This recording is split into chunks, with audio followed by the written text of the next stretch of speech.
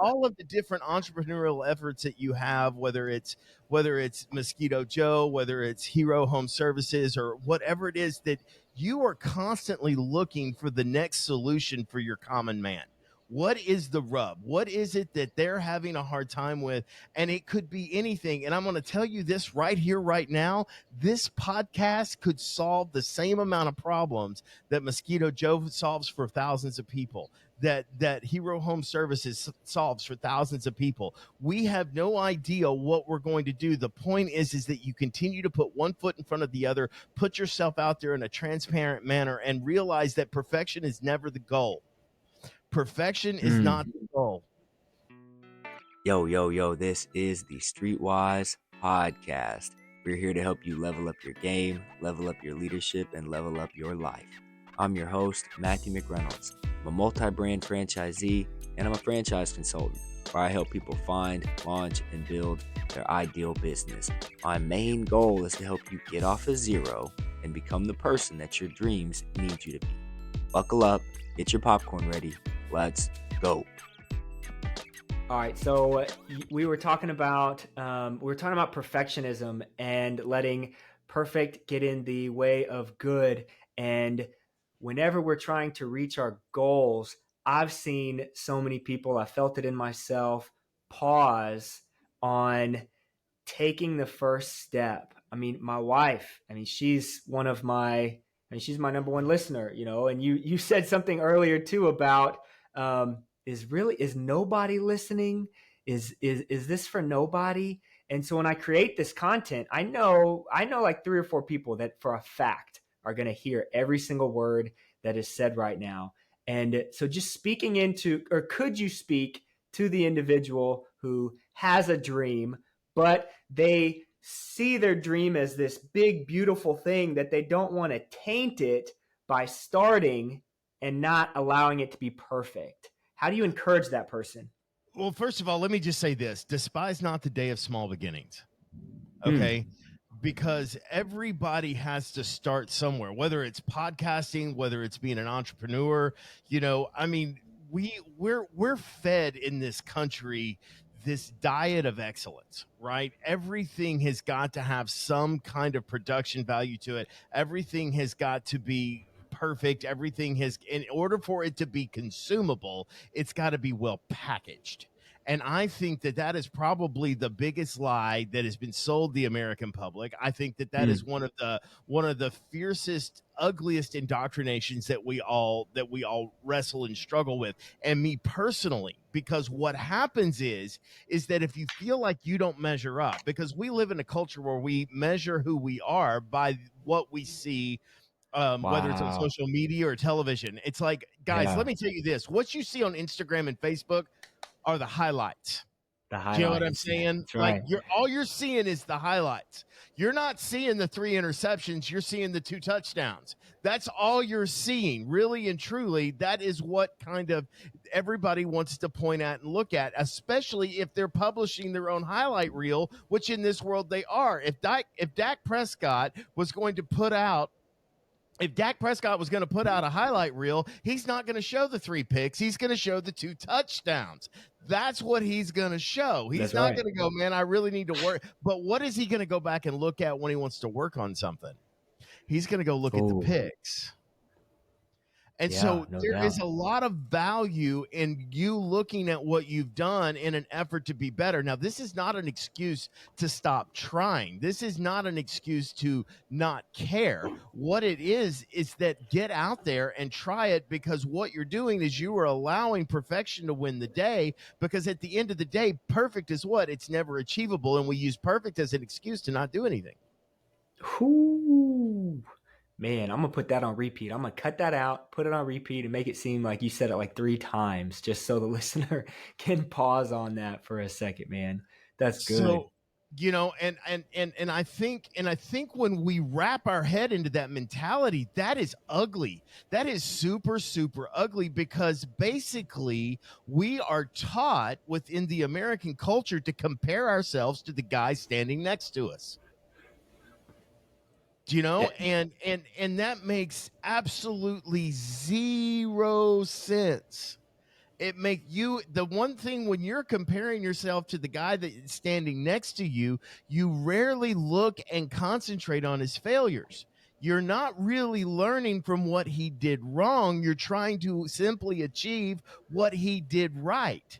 And so while we all want predictable outcomes in life, really and truly the learning comes from the failure. And I can show you book after book of success story after success story where they all stand around and talk about their failures and how it was that they figured out the sustainable model that delivered them where they were. I mean, you're not going to listen. I mean, take Mark Cuban, for example. He'll tell you about the time that he spent in his apartment with no electricity eating ketchup sandwiches. Wow. Do you know what I mean? And Yeah. before he came up with, what was it, broadcast.com or whatever, and the whole reason that we can even do what you and I are doing right now came on the backs and the coattails of Mark Cuban, but he'll tell you about the times where it didn't work. I mean, everybody has got those stories, but all we want to do is stand up and be the billionaire. You know what I mean? And you see this in the younger generation. And I don't want to come off as like, well, back in my day, I'm not trying to pull that off. What I am trying to say is that even as kids, when we're leaving our parents' household at 18, 19, 20, 21 years old, what we think we are entitled to is a 3-bedroom home with, you know, a 2-car garage and lawnmowers Yeah. and Where is that, by trampolines the and way? swimming pool. Yeah, I mean, like, look, I'm still looking for mine. Right. And because my parents had these things and it's a lifestyle that we're accustomed to, but that lifestyle is not a promise. No Right. That doubt. lifestyle is not a promise. That lifestyle comes from effort. It's built over time. It is one brick at a time that you build that thing. And so look, this is no dress rehearsal. So if you're spending time doing things that do not feed into what you see your BHAG to be, your big hairy audacious goal, whatever that big hairy audacious goal is that you're not wanting to pollute or somehow get there, you're not wanting to, what's the word I'm looking for, I'm wrestling with a word here, where you're not wanting to settle, you know what I'm saying, or you don't Like want be to, complacent. you don't want to be complacent, you want to get there the right way. Do you know what I'm Mm. saying? Because let me tell Yeah. you this, even a lottery winner bought a ticket. You know what I'm saying? There was a decision that was made. There was a decision that was Ooh, made inside there it of that is. person to go do something that caused an interaction, and there was a catalytic moment that occurred that caused change in that person's world. So if you think change is going to come knock on your door, give it up. That's never going to happen. If you're waiting for that phone call that offers you that 6-figure salary because they think you're a good dude, that's not going to happen. No millionaire there, a decision was made before a millionaire was. Okay. And so Mm. nobody becomes a millionaire by accident. Again, a lottery winner bought a ticket. There was some sort of effort. There was a catalytic moment in that person's existence and consciousness that made them move from the place that they were to the place that they wanted to be. You know, and so you cannot let procrastination win the day, because what does procrastination do but leaves you in the place that you are at zero progress. Ooh, man. No, it's good, man. There's a lot there. The whole purpose for me doing this show is I want to be able to pull together my experiences and the rooms that I've been able to get into because of my grind and because of my search for growth. Now I've been able to reach this level that is way higher than where I came from. So I want to take that and build an audience around individuals who might not have had the opportunities that I had, but now that I'm opening and getting into these rooms, turning around and bringing people with me. And a huge part of my narrative, this episode right here, this will probably be around episode 19 or 20. And I would say weeks ago, when I was still on episode 4 or 5, that episode 20 is going to be 100x better than episode 1. And I can look back on episode 1 and I'm going to be so proud of episode 1 with the crackly audio. I forgot to press the echo cancellation button. And so every time I speak in the first episode, there's just a nagging echo. And I end up cutting like half of me talking and just had my guy Ali do most just answer the questions. And he did a great job. and I kind of fumbled through how I was interviewing and, you know, the whole thing. But I'm going to look back on that episode and be so proud of it and just know that that was the episode that started it. And I wouldn't be able to get to where I'm going to be at episode 100, 200, 500 if I hadn't have just taken that first step. And I said this earlier, but it took me 5 years to make that first episode. And it took me about 3 hours to make episode 2. But just getting going took forever. I want to say something about the 20 episodes, Matt. Let me just say this. We just finished recording episode 22. And I do one podcast a week, basically. That's kind of what I have fit into. That's what I can wrap my arms around. But do you realize the vast majority of podcasts have less than 3 episodes? Whoa. I did not know that. Yeah, because nobody knows how to maintain the consistency and dig into it. Because look, one of the things I can't promise you is a predictable outcome. You know what I mean? If you're looking for a response as a predictable outcome, what I can promise you this as a predictable outcome is the more you do anything, the better you get at it. Okay, so if you're looking for predictable outcomes, and I'm going to tell you that episode 20 is 100x better than episode 1. I figured things out. I learned how to talk. I learned how to introduce the show. You know, whatever it is. You know, my very first podcast didn't have an audio interface. My very first podcast had like a web microphone and all of this kind of stuff. I mean, you know, it was all very primitive, but primitive is okay. And I was super stiff. I had no idea how to act on camera, you know, and that's the thing is you don't act on camera. You just point the camera at you and go do you. You know what I'm saying? And don't worry about anything else, you know, and that is the biggest piece of advice I can have. Look, everybody's got something to say. The problem is we can't hear it because you're afraid we won't like it. You know what I'm saying? It's like I heard this one time. If you walk into a room, there is a good chance that 30% of the room doesn't like you before you even say a word. Maybe you're too short. Maybe you're too tall. Maybe you're too skinny. Maybe you're too fat. Maybe you're too white. Maybe you're too black. Maybe you're too Mexican. I don't know. There are a lot of different reasons why people may make a judgment about you. Judgment is something that we're always going to have. There is never going to be a time that judgment doesn't exist. So if you're waiting for the moment where no one is going to judge you, let it go, bro, because they're going to judge you at the gas pump. They're going to judge you when you walk into the driver's license office. You're being judged. You're just not hearing about it. So the judgment already exists. And if you don't like the comments, freaking turn them off. You know what I mean? But we really need to quit measuring our self-worth on people's response to us. Or their reaction to us is even a better word. Don't be so reflexive. Be responsive in things. Man, I needed to hear that so bad. So this week, my Monday was one of the best days that I have had in a long time from a productivity standpoint. I mean, I was had a good interview. I had a ton of calls on a project that I've been working and pushing on for a long time. Finally got some responses on it. Monday was just a good day. There was a lot of activity. Yeah. Tuesday was quiet. Tuesday, there was nothing. And that hit me. But not only that, I went to a networking event and just sitting in with people in the room. And I wasn't able to articulate this until breaking it down with my wife later, but just the small nuances. What happened to me was I was getting so caught up in creating narratives for other people, in how they were creating narratives for me, that I was releasing I did not have a strong foundation in who I was in that moment.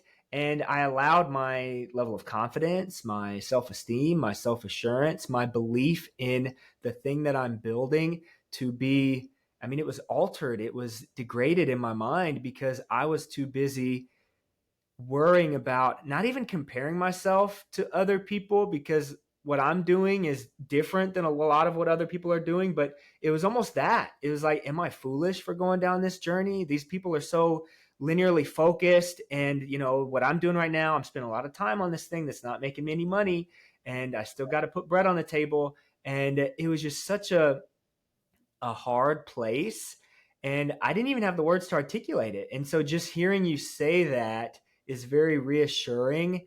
And I just appreciate it, man. I like it. That's good. And I think I often catch myself in that act of comparison too, especially with the whole social media thing. And it's important to remember that you can't compare your chapter to somebody else's. I might be on chapter 2, but I'm looking at you and I don't even know, but you're actually on chapter 45. And there's no way that I would know that. I just see you in this moment right here. I don't know what you go back to. I don't know what you came from. And that whole act is just a farce. Well, and the idea is you're telling a different story than I am. Both are really good stories, right? You know what I mean? We're both telling very different stories, Okay. Matt. I mean, you're telling a completely different story than I'm telling. Do we have, similarities to our story? Absolutely. I mean, that is a part of the beautiful tapestry of what we create in life. And that's what makes us, that's where diversity is a good thing. You know what I mean? That's where the diversity, because you get to tell a story that's Yeah. different than my story. Only I can tell my story. Only you can tell your story. And if you're listening right now, if you're not telling your story, no one's going to hear it.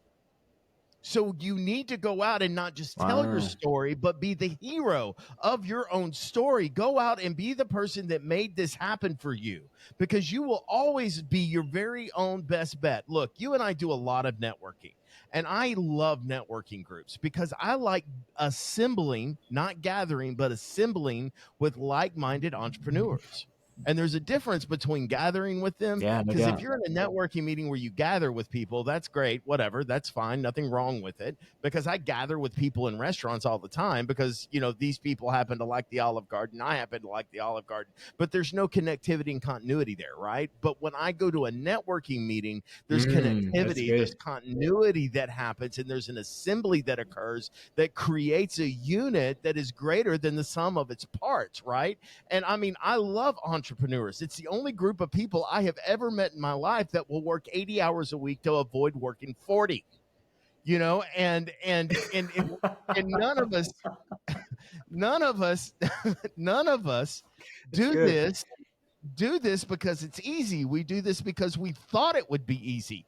And I want to be clear. I want to be clear about this. I didn't say that the road would be smooth. I didn't say that procrastination is going to make your back hurt less. I mean, procrastination will make your back hurt less, but you're not going to get necessarily, there's going to be some adverse results to any road that we take. And if you're looking for something that has no adverse results, then you might as well go ahead and jump in the grave, pull the lid shut, because that's the only place where you're not going to see any change. And if we realize when we step into our moment, when you stand at the precipice of timing and promise, when you stand at that where there is a promise of something better and the timing of when it should occur, that's what destiny is defined as. And so you're never going to achieve your destiny if you don't take that step forward, whether it's podcasting, whether it's starting that business, whether it's showing up at that networking meeting. Understand, I mean, we were involved in a group where it says you're one relationship away from changing your life. Better, Yes, even, sir. you're one relationship away from changing someone else's life. And I think that those are all very amazing sort of romantic thoughts, if you will, because I may not change anybody's life with this podcast, but I might. And that's why I find these opportunities to kind of share the thing that kicks me out of bed in the morning, that gets my motor running, that shares with my struggles at a transparent level. I am the worst procrastinator. If it was not for the last minute, I wouldn't get anything done.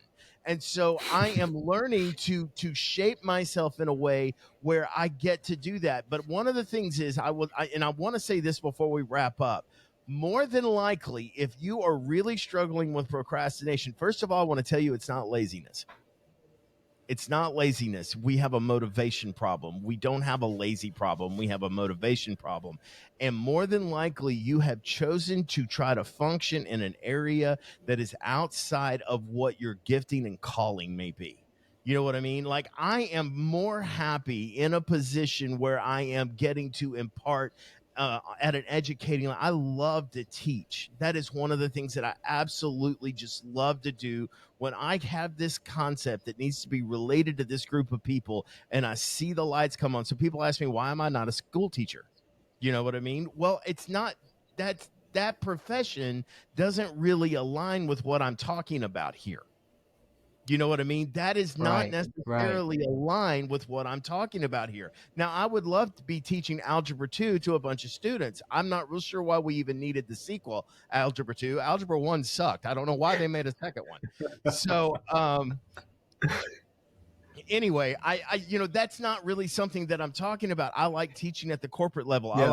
I like trying to teach people who want to be there to learn. And that's why I have a harder time. Yeah. And that's why I'm not a school teacher, and to be honest with you. But when you figure out what your giftings are, and there is a ton of different things out there that will help you find your gifting. Clifton Strength Finders, there's a culture index, there's the disc profile. Start looking at those things and find your gifting and lean into that. And in your profession, your gifting is going to make room for itself at some point in time. That thing that you're good at, and that's what you want to focus on, and do a whole bunch of that, and then lean on the people around you, lean on the organization around you as you build your organization, and let them shore you up, because their gifting may be QuickBooks. Their gifting may be that thing that makes you go cross-eyed. That's where they really thrive and are really, really happy. And so as you're building the team around you, understand those things. And the most important thing that I can tell you is have a plan. Have some There it is. kind of plan. Don't just, hope is not a strategy. No, sir. So, and man, I can't tell you, when I look at you, how old are you, Matt? 33. 33, dude. Just once again, just a round of applause, ladies and gentlemen, for Matt McReynolds and all the things. Yeah, thank you, guys. Now settle down. Don't get too rowdy. But hey, take it easy, guys. Get a big just head. settle down. Yeah, you guys get crazy. I mean, yeah, I can tell that it's a Wednesday. They drink early on Wednesdays. Anyway, no, I'm just saying all of the different entrepreneurial efforts that you have, whether it's Mosquito Joe, whether it's Hero Home Services, or whatever it is, that you are constantly looking for the next solution for your common man. What is the rub? What is it that they're having a hard time with? And it could be anything. And I'm going to tell you this right here, right now. This podcast could solve the same amount of problems that Mosquito Joe solves for thousands of people, that Hero Home Services solves for thousands of people. We have no idea what we're going to do. The point is that you continue to put one foot in front of the other, put yourself out there in a transparent manner, and realize that perfection is never the goal. Perfection is not the goal. Yo, thanks for listening this far. It's at this point in the episode that I want to talk about Streetwise franchising, teaching, training, building, Streetwise franchising. As a franchise consultant, it's my job, it's my absolute pleasure to be able to help aspiring entrepreneurs find, launch, and build their ideal business. If you've always wanted to start your own business, but you don't know where to start. If you want to leave that corporate job, but you're a little afraid to take the risk, I'm here to help. I've been a franchise owner for almost a decade. I've learned what it means to build a team, to run a business, to struggle. And I know, based on my experience, how to help others find the right ideal business for them. Streetwise franchising. Stay humble. Stay hungry, stay streetwise. Let's get back to the episode. But to continue to fight and continue to wage war against that thing that would want to hold you back and keep you less of what you are. Now, I do believe in BHAGs, what I call the big, hairy, audacious goal. I did not make that up. I heard that from somebody who heard it from somebody who heard it from somebody. And I like that. I like that great, big, huge goal. And you figure out the things that you do in your life. You look at the things that you do in your life from a day-to-day basis. And is this activity promoting the achieving of that goal? Is what I'm doing right now? Now, that big, hairy, audacious goal, everybody always wants to put a monetary value. I want to be a millionaire. I want to have $10 million in the bank. Okay, there's nothing wrong with that goal. Absolutely nothing wrong with that goal. but my thing is do you have a vision attached to what that goal is? Do you have a vision of what your life looks like? Do you have a vision to apprehend that thing right now that's clearly understood that you can grab a hold of? Because without a vision, what are you going to do once you achieve that goal? So now you've got $10 million in the bank, and I ask you this one very question: now what? Wow, that's good, man. My father-in-law hit me with this a couple years ago, and this was a lot of what I was doing was very new. This was about 2019, so we're a couple years in the business. And he sits me down, we have a conversation, and he draws. I get my love for whiteboards from him, and he makes this analogy of a boat leaving the shore, and he talks about the boat's anchor and the importance of the strength of the anchor with that boat. And he talks about, okay, so you're sitting here now. Over time, if you keep doing what you're doing and you keep putting one foot in front of the other and keep progressing, your boat will go into deeper waters and you will see success. But if you don't take the time to make sure that this anchor is strong and the chain holding the anchor to the boat, and you're not really focusing on building up that strong foundation of that anchor, you're going to get to a place where you're in water that's way too deep for your capacity and you're going to get lost. And I'll never forget that. And it just goes back to, you're talking about vision, and Simon Sinek talks about why and what's your why and the importance of that.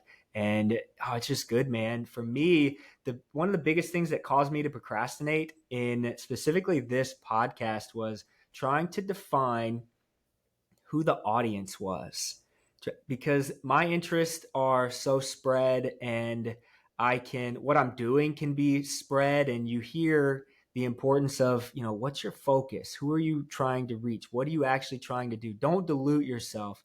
And that was the piece that once I figured out, okay, now I know who my audience is.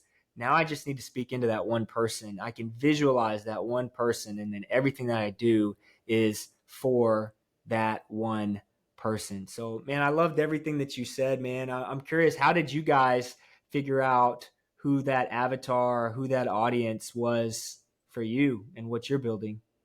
Well, I think we got to answer the question. Are we really looking for an audience, or are we looking for a marketing strategy? And the reason I ask that is I think just about anything that I say on my podcast and anything that I've said on this podcast is something that just about anybody could take something away from. So my audience, by and large, is really and truly anyone who cares to listen, that is looking for that. And I don't and there's nothing wrong. So from a point of, let's just take entrepreneurs, that is a pretty solid audience that both you and I, now we can whittle this down. We can whittle it down to a franchise owner entrepreneur. We can whittle it down to like a guy who hangs out his shingle, like an attorney or a public adjuster, or those kinds of guys, whatever that may be. You can have a sector of industry that you want to focus on. Do you know what I'm saying? You can focus on a Yeah, sector of yeah, no doubt. industry. You can sector on like a homogenous common interest. Like you and I could probably sit down and do a sports podcast.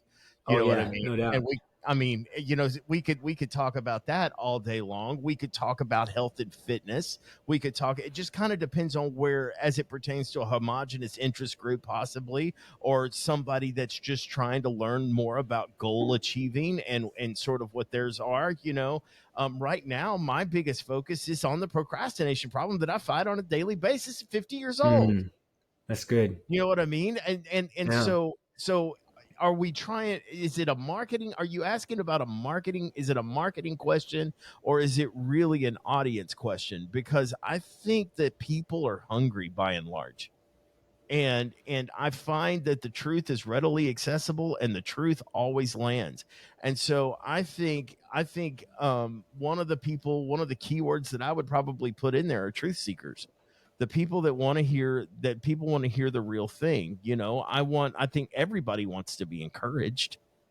Do you know what I'm Yeah. saying? And Yeah. you know, 100%. I don't think that there's a single person that's in their car right now, or a single person that's sitting behind their desk, or killing mosquitoes or inspecting roofs or whatever the case may be. There's not anybody out there, that doesn't want a little bit something more and wants what they do to matter to whoever it is that they engage with. I think that that is a basic human desire in all of us to somehow impact the world around us. And and how we drilled it down, mine was pretty simple. Mine was more industry specific, and then on top of that is I spent a bunch of time with my face buried in my hands, with no one to call, no one to help me, and I had to figure it out. It was me, Google, and a whole lot of grinding just to kind of figure out what happened. But I look to sort of how I was equipped as well, and I think that that is probably the biggest thing that helped me understand who I wanted to talk to. Is I want to talk to the ill-equipped, because they feel like it's their fault that no one has handed them the tool that really gets the job done, right? Mm. you know and if you're out there killing ants with a sneaker, then no wonder you're frustrated. You're gonna have a hard time, man. You're gonna have a hard time. You're about there all day. I mean, you are outmanned, outgunned, outnumbered. I The mean, you're just struggle gonna is real. that's gonna be a tough day. And so I want to take those people. While sneakers are great, maybe sneakers are not. While that sneaker is really good, if you want to learn to run a marathon, that's what sneakers should be doing: is running marathons, not killing ants. But I think we spend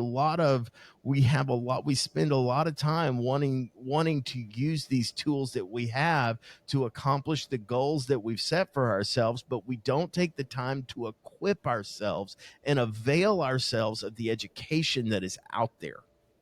And we all think that we have a really good way of going about it. We have an idea, but really and truly, that's what I want to say. If you're having a hard time achieving your goals, look at the tools that you're utilizing to get the goal achieved. Are you just relying on your sweat, or is there something else that's out there? And I'm not talking about software subscriptions. That's not what I'm talking about.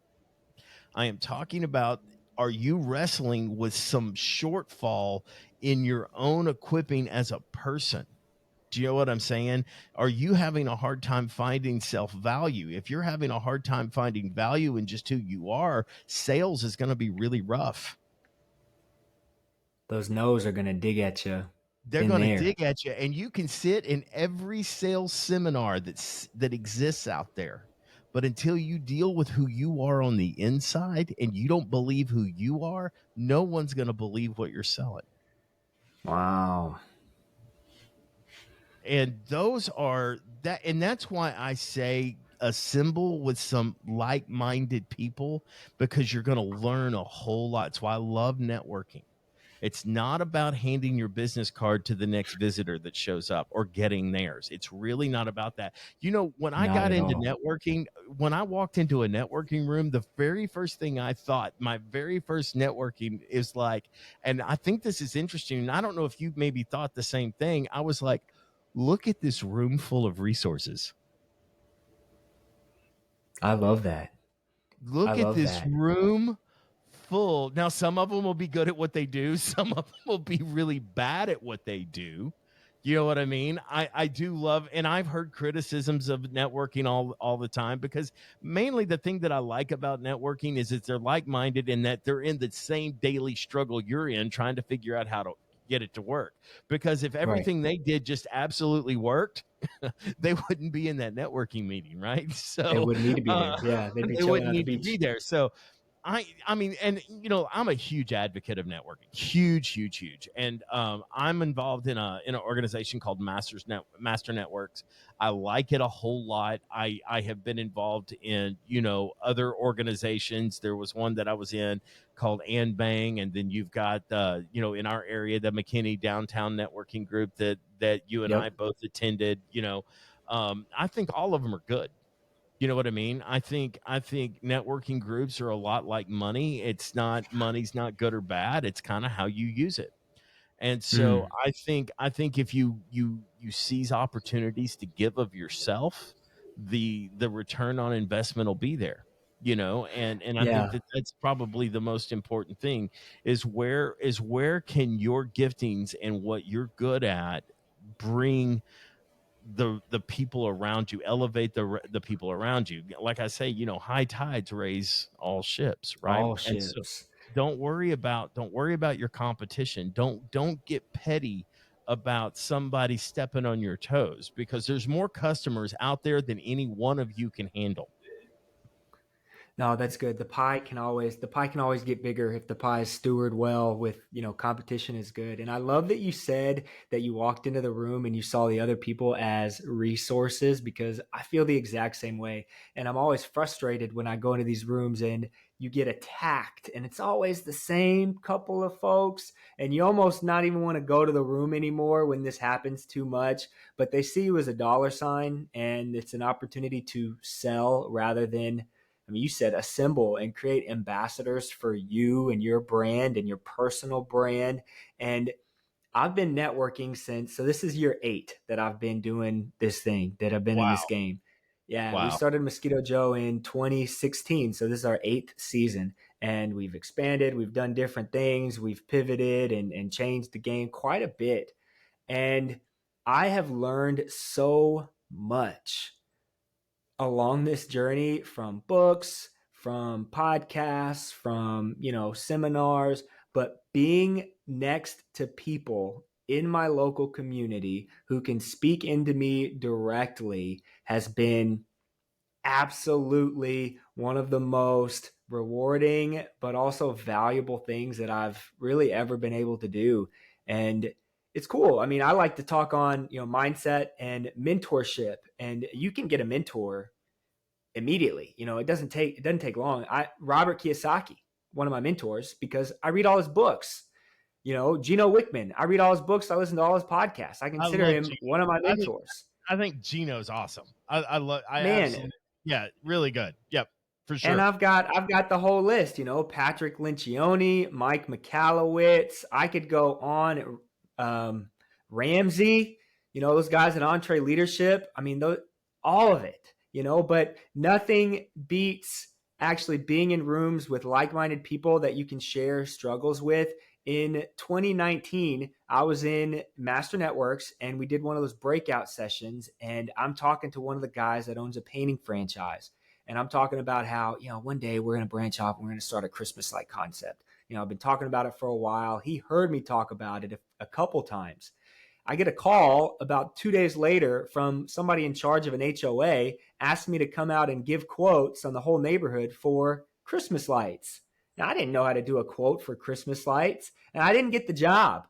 But by telling that person that it's something that I wanted to do, he put it out there. Now I was forced to learn how to quote, and praise God I didn't get it, because I probably would have botched the whole thing. But I ended up getting like 10 jobs that year. And we Right.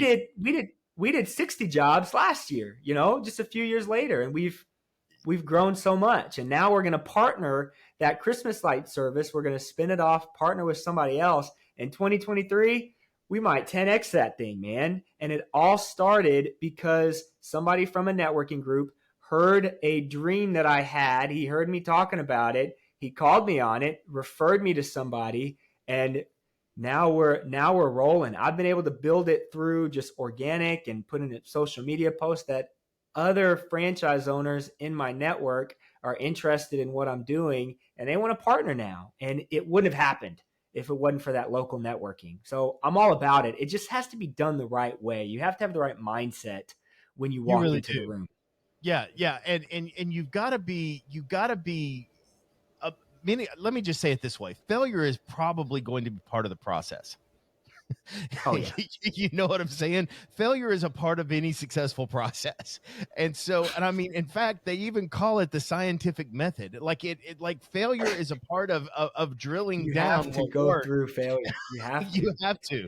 You know what I'm saying? So if you're sitting there Yeah, that's trying to good. come up with a plan that's not going to have any kind of failure involved in it, you know, I think that is just that is an exercise in futility. Look, we talked about all of the different sort of the for lack of a better term, the gurus. Look, you're not going to agree with everybody. And so I employ a philosophy of chew the meat and spit out the bones. If it doesn't align with your vision, it doesn't mean that you have to take everything that they say as the right way to go about it. What you can do is take a little bit that you learn here and a little bit you will learn there and a little bit that you learn there, and you assemble those things. Again, there's the word assembly that comes up. You assemble those things in your effort because only you get to tell your story. Because if you just go out, and it's like, that's what I have found is a compilation of all of these sort of methods and thought patterns and ideas that you employ that help you get to the next step, because how you're going to go about something is going to be really different than how I go about something. I say this about me and my wife all the time. If we had 30 seconds to save the world, we'd run in different directions. You know what I Oh mean? no. It's Yeah, I can resonate with that. Yeah, You no know what I'm doubt. saying? And you know what? That's okay. That is absolutely 100% amazing and okay that's how we are. You know, and I you know, you were talking about your father-in-law earlier. I mean, you talk about probably one of the most inspirational guys in the early parts of his life. You know what I mean? He has been a leader since the day he screamed as a baby. I mean, all that dude does is ooze leadership. But not No doubt. everything was bathed in success for him. You know what I mean? It's not like everything that he's ever put his hand to has absolutely worked, but I can tell you everything that he has done, he's learned from.